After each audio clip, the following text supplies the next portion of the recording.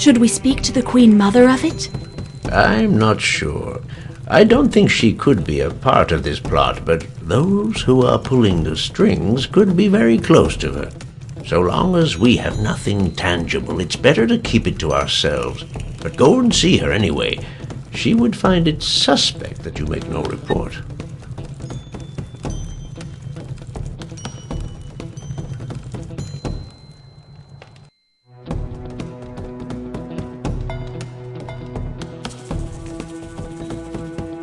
It looks like the earthquakes got the better of Cesar's treasures.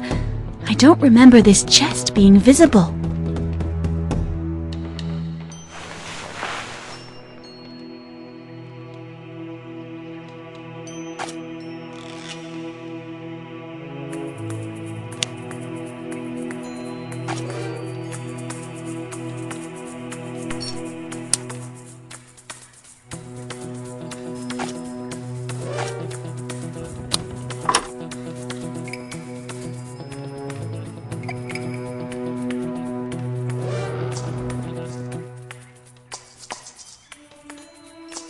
Well, well, Cesar's hidden some constellations in the sky in his portrait. If I know him, this isn't just a coincidence.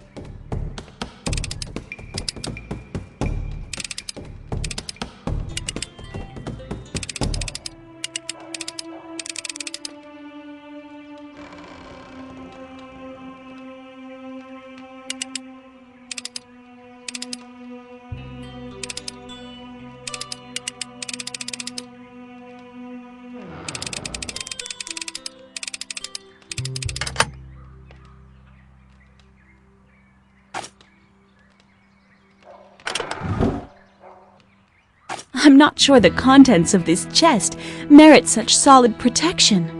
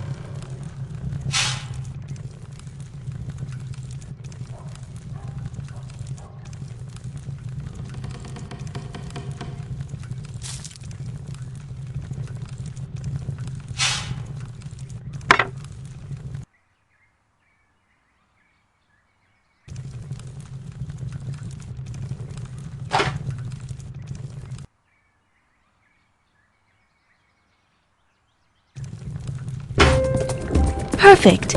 I think I've got it.